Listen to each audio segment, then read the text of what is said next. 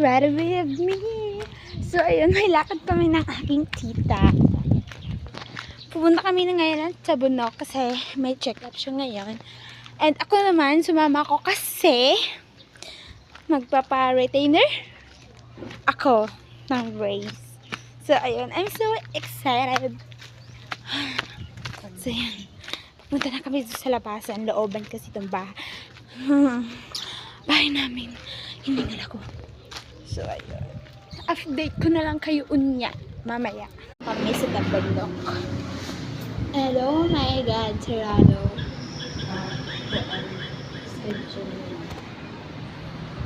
Ay, sabi kayo, tanong mo ito lang schedule. Kaya ito picturean.